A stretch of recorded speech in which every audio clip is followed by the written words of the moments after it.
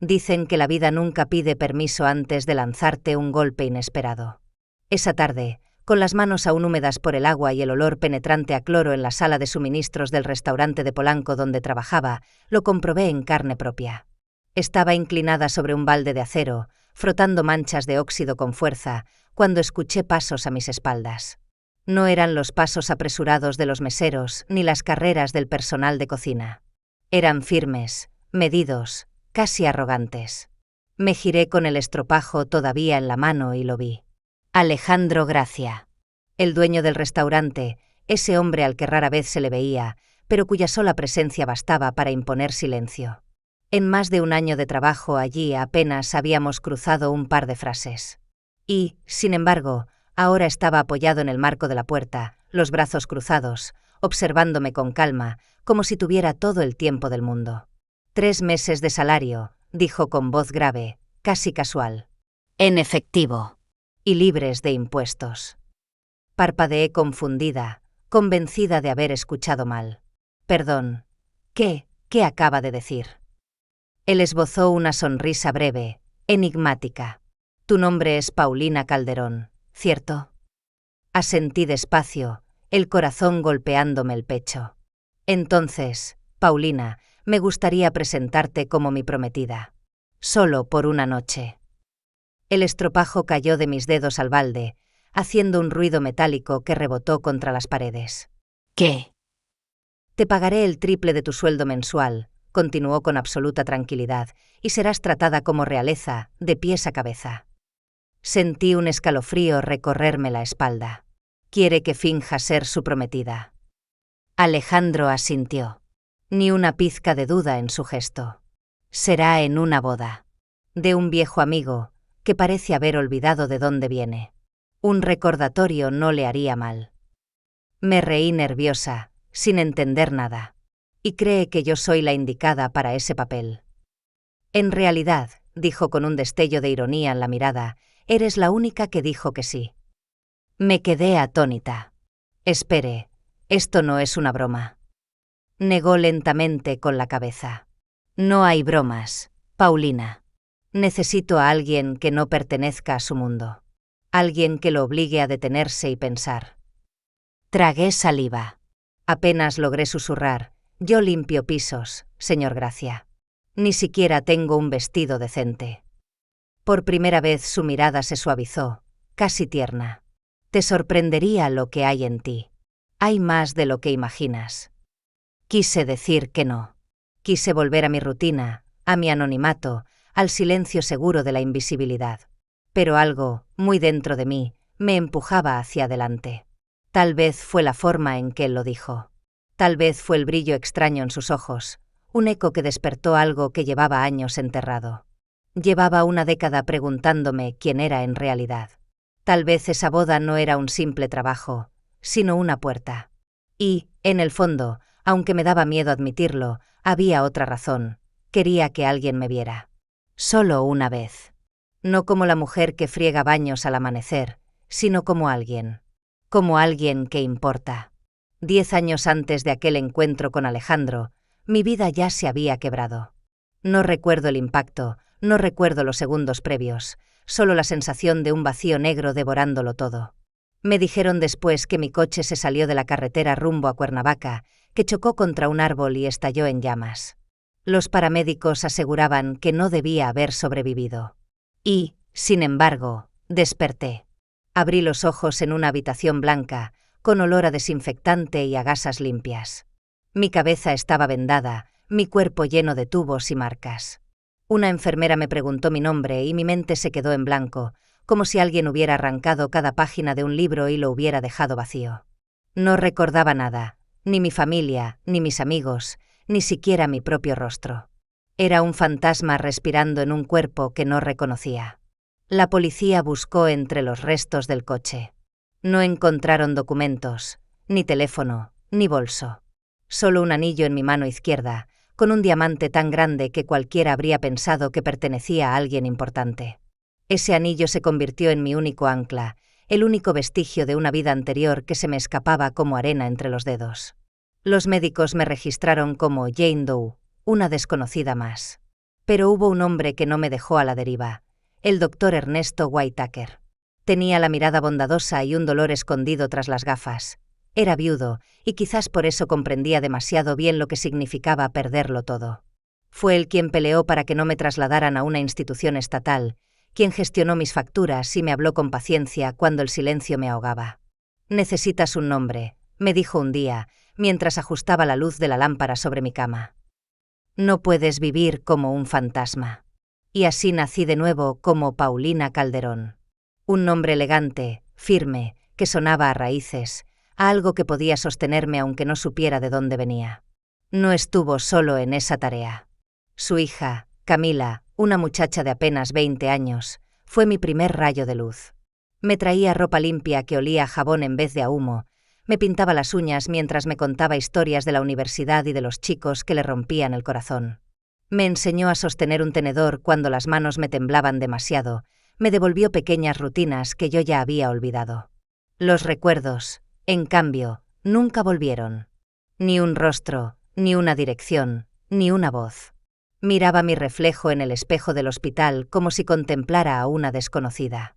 Cabello oscuro, facciones simétricas, ojos que parecían esconder secretos que yo no sabía leer. ¿Quién era esa mujer? Nunca obtenía respuesta. Cuando al fin salí del hospital, el doctor Whitaker me consiguió trabajo en el restaurante de Alejandro Gracia. No era glamuroso, limpiar pisos al amanecer, fregar baños, moverme como sombra entre manteles y copas brillantes. Pero era un ingreso, una manera de desaparecer sin que nadie me hiciera demasiadas preguntas.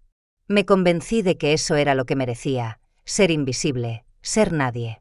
Una mujer sin pasado ni futuro, apenas un nombre prestado y un anillo escondido bajo el colchón. Nunca pensé que esa vida en las sombras terminaría por abrir la puerta a la verdad. Cuando acepté la propuesta de Alejandro, supe que no podía enfrentarla sola. La primera persona en la que pensé fue en Camila. Apenas escuchó mi voz temblorosa al teléfono, no me preguntó nada, solo soltó un grito emocionado y dijo: «Por fin. Sabía que llegaría el día en que dejarías de esconderte». No era lo que yo pensaba, pero antes de poder corregirla ya estaba organizando todo. En cuestión de horas, mi vida se convirtió en un torbellino de citas, como si de repente yo fuera la protagonista de un cuento que nunca imaginé.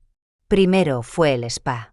Acostada en una camilla, con toallas calientes sobre la frente y aromas de lavanda en el aire, me sentí incómoda.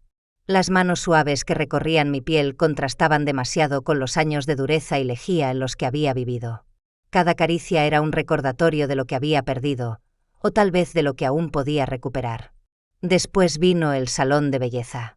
Recuerdo cómo las estilistas deslizaban sus dedos por mi cabello, analizando tonos y texturas, como si mi melena escondiera un secreto. Hablaban de reflejos dorados y movimiento natural, y yo apenas podía reconocerme en ese espejo enorme que multiplicaba mi imagen desde todos los ángulos. Luego, la boutique. Ahí fue donde sentí que el suelo se movía bajo mis pies. Rodeada de maniquíes cubiertos de seda y satén, me parecía imposible que alguna de esas prendas pudiera pertenecerme. Pero Camila, con su energía arrolladora, no aceptaba un no como respuesta. «Este es el indicado», dijo al sacar de un perchero un vestido rojo intenso, abierto la espalda, con una caída que parecía susurrar secretos. Me quedé sin aliento. «No puedo ponerme eso», protesté. «Claro que sí», replicó ella con firmeza. «No solo puedes, lo harás». Cuando la tela rozó mi piel por primera vez, sentí un escalofrío. El vestido se deslizaba como agua, ajustándose a mi cuerpo con una naturalidad inquietante. Salí del probador con el corazón latiendo a 1000, temiendo hacer el ridículo. Pero la reacción de Camila me detuvo en seco. Tenía los ojos llenos de lágrimas. «Mírate», susurró. «Pareces la mujer que siempre debiste ser». Giré hacia el espejo y me quedé paralizada. La imagen que me devolvía la mirada no era la de la mujer agotada que fregaba pisos en silencio. Era alguien más, con pómulos marcados, labios suaves, el cabello brillando bajo la luz cálida. Una mujer elegante, fuerte, peligrosa incluso. Y lo más sorprendente fue que, por primera vez en 10 años, no aparté la vista. La sostuve. Me enfrenté a ella. Una pregunta comenzó a latir en mi pecho, tan fuerte como mi propio pulso. ¿Quién soy en realidad? No tenía la respuesta. Pero ese vestido rojo había encendido una chispa que llevaba demasiado tiempo apagada. El día de la boda amaneció con un cielo despejado y un sol radiante que bañaba los cerros de Valle de Bravo. El camino hasta la hacienda se me hizo eterno. Iba sentada junto a Alejandro en el coche, con el vestido rojo guardado cuidadosamente en una funda, y cada kilómetro que avanzábamos sentía que el corazón me golpeaba más fuerte contra las costillas. Cuando llegamos, comprendí lo que significaba la palabra opulencia. La hacienda parecía sacada de un sueño barroco, columnas envueltas en rosas blancas, mesas interminables cubiertas de manteles de lino, un cuarteto de cuerdas afinando sus instrumentos mientras copas de champán brillaban bajo la luz dorada del atardecer. Todo estaba pensado para deslumbrar, para dejar claro que aquel no era un evento cualquiera, sino una exhibición de poder y estatus. Alejandro me ofreció su brazo. Yo lo tomé con las manos aún temblorosas, y al cruzar juntos la entrada, sentí decenas de miradas posarse sobre mí.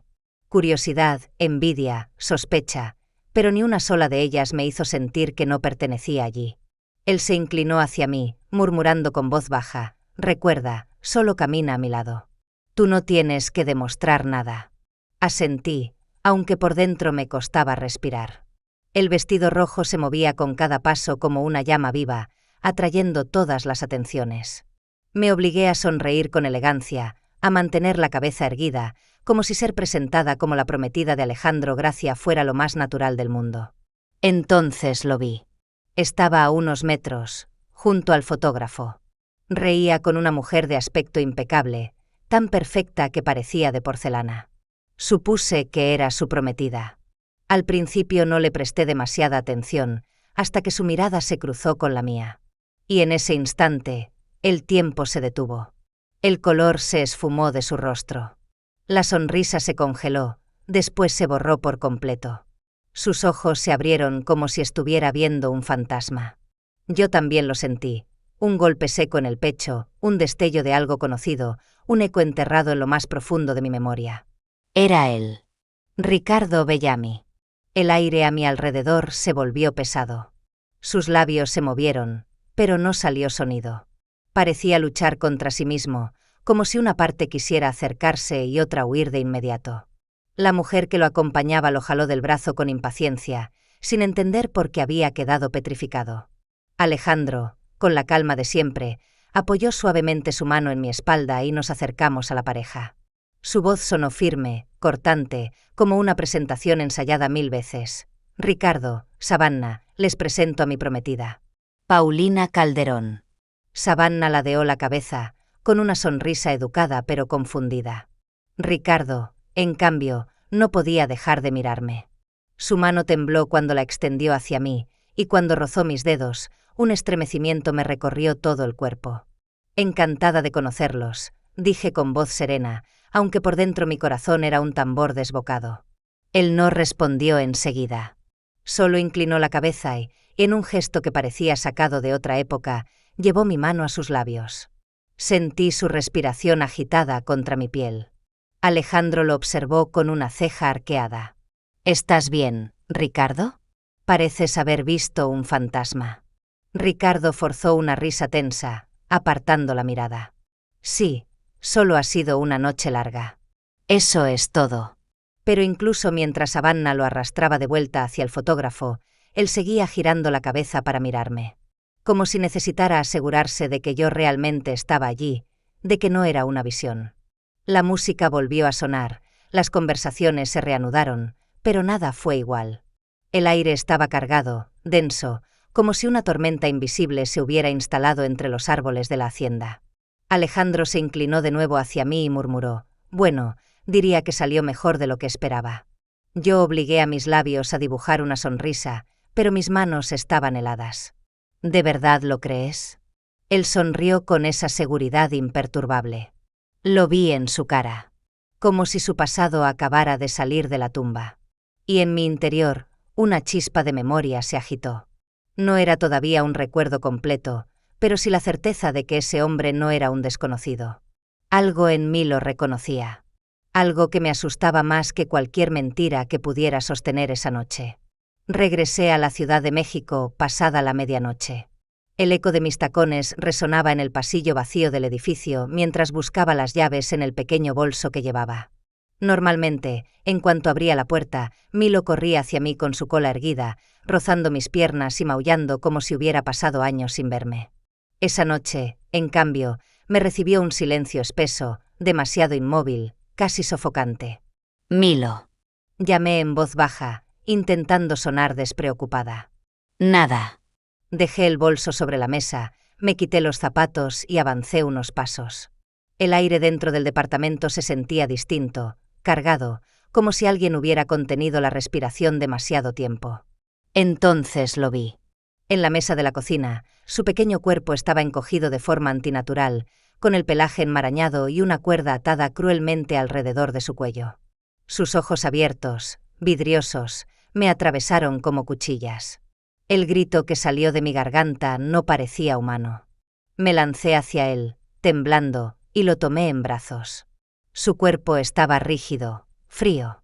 No, no, no, no, repetí, con la voz quebrada, como si negarlo pudiera devolverle la vida.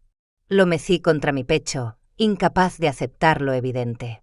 Las lágrimas me nublaron la vista y fue entonces cuando noté el otro detalle. Mi colchón, rasgado de un extremo al otro, la espuma expuesta como una herida abierta. Metí la mano debajo, frenética, buscando el pequeño estuche de terciopelo donde guardaba mi anillo. Mi única conexión con un pasado que no recordaba. Estaba vacío. El anillo había desaparecido. Me desplomé en el suelo, con Milo todavía en brazos, ahogada en sollozos. Aquello no era un robo al azar. No era crueldad gratuita. Era un mensaje. Un recordatorio de que alguien sabía exactamente quién era yo, o quién había sido. El teléfono vibró en mi bolso, pero mis dedos tardaron una eternidad en responder. Apenas logré marcar el número de Alejandro. Cuando atendió, mi voz era poco más que un hilo. Por favor, ven. No hizo preguntas. Solo dijo, voy en camino. 10 minutos después, el timbre sonó. Yo seguía en el suelo, con la cara empapada y los brazos agarrotados alrededor de Milo. Cuando Alejandro abrió la puerta y me vio en ese estado, no dijo nada. Se agachó, me envolvió con sus brazos y me dejó derrumbarme contra su pecho. Sentí cómo me levantaba, cómo me sostenía con firmeza mientras mi mundo se desmoronaba. Me envolvió en una manta, me llevó al sofá y se sentó a mi lado sin soltarme. Sus manos eran firmes, pero su silencio lo era aún más. Un silencio que no juzgaba, que no apuraba, que simplemente me dejaba llorar hasta quedarme sin voz. El departamento olía a cera derretida y a muerte. Yo no podía apartar la vista de Milo, inmóvil sobre la mesa. No podía dejar de pensar en el hueco debajo del colchón, en el vacío donde antes había estado el anillo. Algo se quebró dentro de mí. Ya no era solo la pérdida de mi compañero más fiel, ni el robo de la única pista de mi vida anterior. Era la certeza de que todo aquello había sido calculado, que alguien había entrado en mi refugio y lo había convertido en una amenaza. Alejandro apretó mi mano con fuerza, como si intentara anclarme a la realidad. Yo hundí la cabeza en su hombro, rota, temblando, mientras una verdad sombría se instalaba en mi pecho. El pasado que había intentado enterrar acababa de encontrarme. Esa noche no pude regresar a mi departamento. Alejandro insistió en llevarme a su casa, en una zona tranquila de Coyoacán, como si allí el mundo pudiera detenerse un instante. No tuve fuerzas para oponerme. Me envolvió en una manta y me dejó recostada en un sillón amplio, mientras él encendía un par de velas y preparaba té. El silencio era tan denso que cada chispa de fuego parecía un estruendo. Fue entonces cuando sucedió. El olor de las velas mezclado con el humo tenue me golpeó de pronto, como un puñetazo directo al alma. Cerré los ojos y ya no estaba en esa sala, estaba en otra parte, en otro tiempo. Vi el vestido de novia, blanco, con encajes delicados. Vi la sonrisa de mi padre mientras levantaba una copa en el jardín de nuestra casa, el abrazo de mi madre deseándome felicidad. El aire estaba lleno de risas, de música ligera. Todo parecía perfecto. Hasta que desapareció. Las imágenes se distorsionaron, los colores se tornaron oscuros. De pronto estaba en el estudio, y allí estaba él, Ricardo. Mi esposo. Tenía el ceño fruncido, el saco arrugado y un olor extraño impregnando su ropa. Gasolina. ¿De dónde vienes?, le pregunté en ese recuerdo. Él desvió la mirada. No es nada. Solo un asunto que debía resolver. Antes de que pudiera decir algo más, los golpes retumbaron en la puerta y los gritos de los vecinos atravesaron la noche. Fuego. La casa se está quemando. Corrí hacia la habitación de mis padres, pero Ricardo me sujetó con brutalidad. No entiendes, me susurró con una furia contenida. Iban a arruinarnos. Esto tenía que pasar. Intenté zafarme, grité con toda la fuerza que tenía, pero su mano tapó mi boca. Sentí el sabor metálico de la sangre cuando mis dientes mordieron su palma. Entonces vino lo peor, un pinchazo frío en el cuello, una aguja hundiéndose en mi piel. Mi visión se nubló, las piernas me fallaron. «Estás histérica», decía su voz cada vez más lejana. «Solo necesitas calmarte». Caí al suelo, la cabeza golpeó la madera y el mundo se llenó de chispas rojas.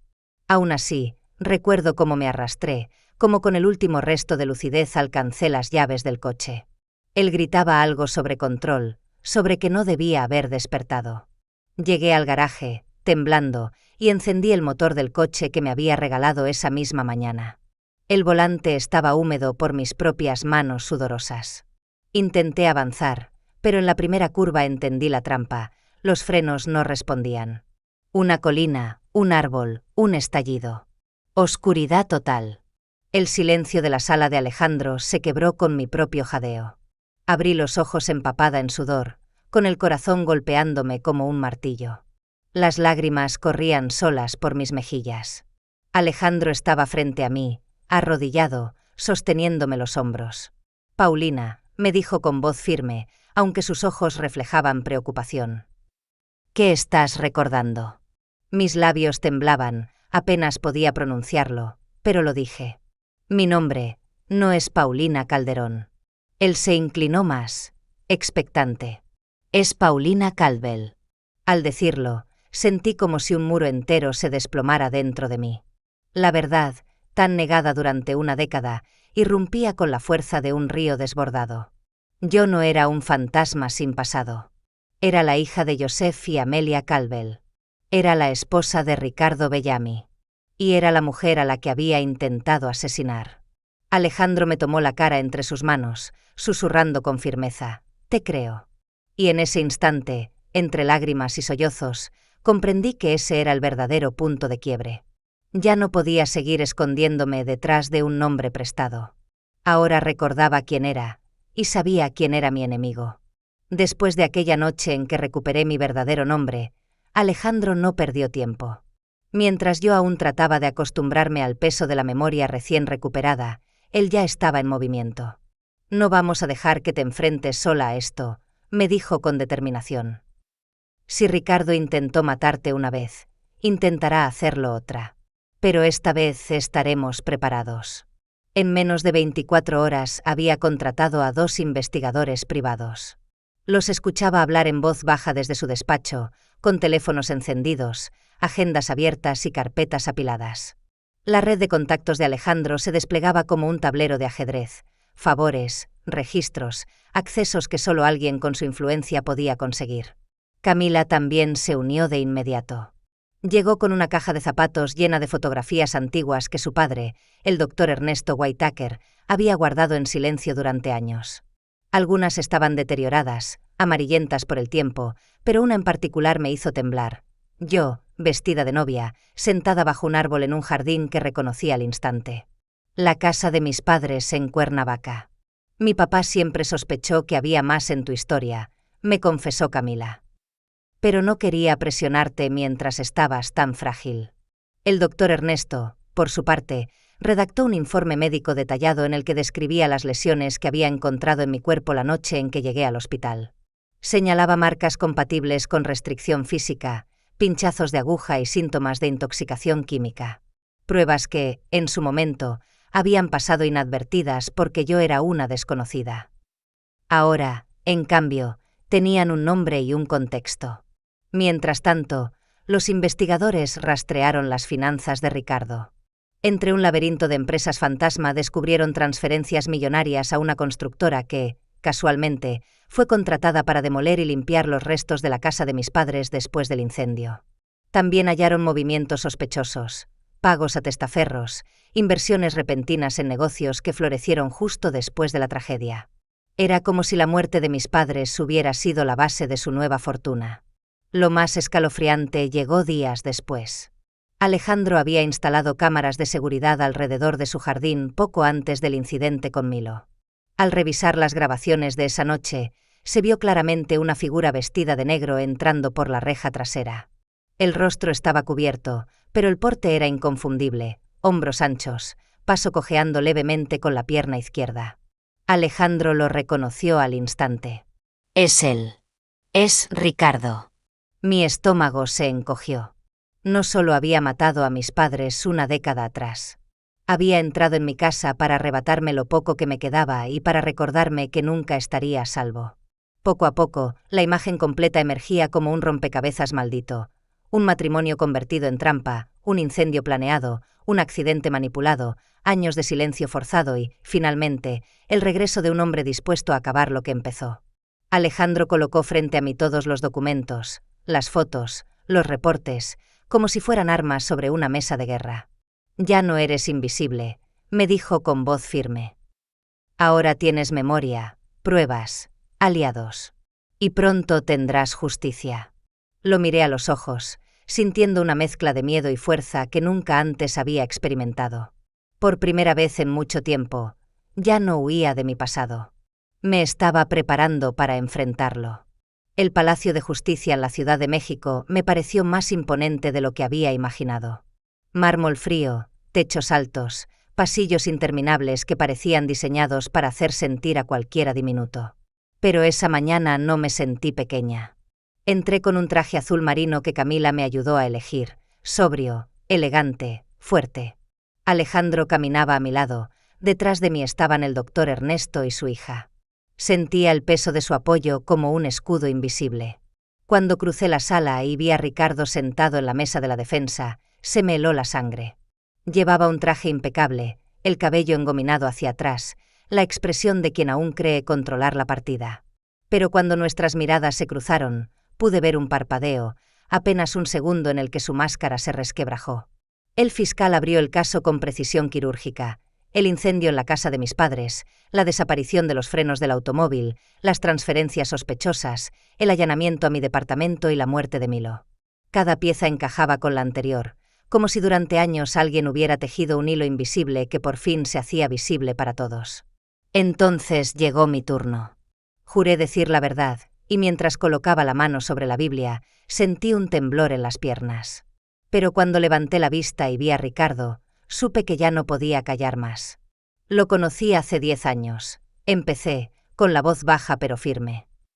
No como un extraño. No como un socio. Sino como mi esposo. El murmullo recorrió la sala como un relámpago. Conté la boda en la casa de mis padres en Cuernavaca, la sonrisa de mi madre, el orgullo en los ojos de mi padre. Conté cómo esa misma noche encontré a Ricardo oliendo a gasolina, cómo los vecinos gritaban que había fuego y cómo él me impidió salvar a mis padres. Recordé con detalle el momento en que me inyectó, el sabor metálico en mi boca, la sensación de perder el control de mi propio cuerpo. Quiso silenciarme, dije, apretando las manos sobre la madera del estrado. Pero sobreviví. Desperté sin memoria, con un nombre falso, convertida en una sombra. Durante 10 años pensé que era nadie. Hasta que volvió a encontrarme. Relaté el allanamiento, la cuerda apretando el cuello de Milo, el colchón destrozado, el anillo robado. Sostuve la nota frente al jurado. Perdiste otra vez. Ese anillo era lo único que me unía a mi vida anterior. Lo destruyó todo, a mis padres, a mi identidad, a la criatura que más amaba. Pero hoy estoy aquí, y no soy un fantasma. Soy Paulina Caldwell. Y estoy viva. El silencio era absoluto. Podía escuchar los latidos en mis sienes. El abogado defensor apenas intentó hablar. No había coartada, no había argumento que explicara las pruebas financieras, los informes médicos, las imágenes de las cámaras de seguridad. Ricardo permaneció inmóvil, mirando fijamente un punto en la pared, como si todo aquello no tuviera nada que ver con él. El juez pidió al jurado deliberar. Fueron apenas unas horas, pero para mí se sintieron como años comprimidos en un instante. Finalmente, volvimos a la sala. El portavoz del jurado se puso de pie. Culpable en todos los cargos. Intento de homicidio, homicidio culposo, incendio premeditado, fraude, robo e identidad falsa. El juez no dudó. 35 años de prisión. Sin posibilidad de libertad condicional. El mazo golpeó y el sonido retumbó en mis huesos como un trueno. Ricardo por fin reaccionó. Su mandíbula se tensó, sus labios se contrajeron en una mueca, y vi, por primera vez, miedo en sus ojos. No aplaudí. No grité. Solo respiré. Después de 10 años, por fin respiré sin el peso de la culpa, del silencio, del miedo. Alejandro tomó mi mano suavemente y susurró: «Lo lograste». Negué con la cabeza, con lágrimas en los ojos. Lo logramos. Al salir de la sala, los flashes de las cámaras me cegaron, los periodistas gritaban mi nombre. Y esta vez no era un nombre prestado ni un disfraz. Era el mío. El verdadero. Paulina Calvel. Una semana después de la sentencia caminé sola por los pasillos silenciosos del Panteón Francés de la Piedad, en la Ciudad de México. Llevaba entre las manos un ramo de lilas blancas y flores silvestres que había elegido con cuidado, pensando en lo que a mi madre le gustaba poner en los jarrones de nuestra casa. El aire olía a tierra húmeda y cipreses, y el sol de la tarde dibujaba sombras largas sobre las lápidas. Me detuve frente a 2 tumbas sencillas, elegantes, cuidadas. Las placas decían: Joseph y Amelia Calvel. Amados padres. Siempre recordados. Alguien había dejado margaritas frescas, quizá un vecino, quizá una mano anónima que nunca olvidó lo que habían sido. Me arrodillé lentamente, coloqué mi ramo junto a las flores ya marchitas y por primera vez en 10 años hablé en voz alta como su hija. Perdón por haber tardado tanto en volver, susurré con la voz quebrada. Perdón por haberme perdido entre las cenizas y el silencio. No recordaba quién era, pero ahora lo sé. Soy Paulina. Soy su hija. Las palabras salían entre sollozos. Les conté todo, la boda que terminó en traición, la noche del fuego, los años de amnesia, la vida construida con un nombre que no me pertenecía. Les hablé de Milo, del anillo, del juicio, de la condena de Ricardo. Y finalmente les prometí que nunca más me dejaría arrebatar la voz. Hoy vuelvo a llevar su apellido con orgullo, dije, apoyando la mano sobre la fría piedra. Calvel no es solo un nombre. Es mi raíz, es mi verdad. Les prometo honrarlo en cada paso que dé. Un viento suave recorrió el cementerio, moviendo las copas de los árboles. Me quedé en silencio, dejando que el aire acariciara mi rostro como si fuera una respuesta, un abrazo invisible que llegaba tarde, pero llegaba. Por primera vez desde aquella noche infernal, no sentí culpa ni vacío. Sentí pertenencia. Días después entré en la oficina del registro civil con un sobre en la mano. El expediente contenía mi partida de nacimiento recuperada, el informe médico del doctor Ernesto y la sentencia judicial que confirmaba mi verdadera identidad. Me pidieron que firmara varios documentos. Cuando el bolígrafo rozó el papel y escribí Paulina Calvel, las lágrimas me empañaron la vista. Al salir, el sol me golpeó el rostro con una calidez distinta. Ya no caminaba como una sombra, ni como una mujer escondida bajo un nombre prestado. Caminaba como yo misma. Cada paso era ligero, liberado, como si por fin hubiera cerrado una puerta que me mantuvo encerrada una década entera. Esa tarde, Alejandro me esperaba en la entrada del edificio con 2 cafés fríos en la mano. Me miró, arqueando una ceja. ¿Y bien? ¿Cómo se siente recuperar lo que siempre fue tuyo? Sonreí, aún con la voz temblorosa pero llena de certeza. Se siente como volver a respirar después de haber estado bajo el agua demasiado tiempo. No dijo nada más. Solo me ofreció su brazo, y yo lo tomé. Por primera vez en muchos años, no caminaba detrás de nadie ni bajo ninguna sombra. Caminaba a su lado, con mi nombre verdadero brillando en mi pecho. Era libre. Me mudé al hogar de Alejandro una tarde clara, con una maleta pequeña y un corazón más ligero que nunca. No llegué como una invitada ni como alguien que pedía refugio, sino como una mujer que, después de años de huir de su sombra, al fin encontraba un lugar donde podía quedarse. Desempacar fue un acto simbólico. Doblé con cuidado las camisetas viejas que habían sido mi uniforme en aquellos años invisibles y las coloqué junto a la ropa nueva que Camila había elegido conmigo. El vestido rojo lo guardé en una funda de tela, en el rincón más profundo del closet. No lo tiré. No podía. Aquel vestido era más que tela. Era la chispa que me había devuelto a la mujer que se negaba a morir. Pero ahora no lo necesitaba para recordarlo. Era un amuleto, un testigo silencioso de mi renacimiento. Los días comenzaron a fluir con una calma desconocida. El personal del restaurante me recibió con sonrisas tímidas y miradas curiosas. Algunos cuchicheaban, intentando armar el rompecabezas de mi historia. Yo ya no me escondía. Que pensaran lo que quisieran. Por primera vez no tenía nada que ocultar.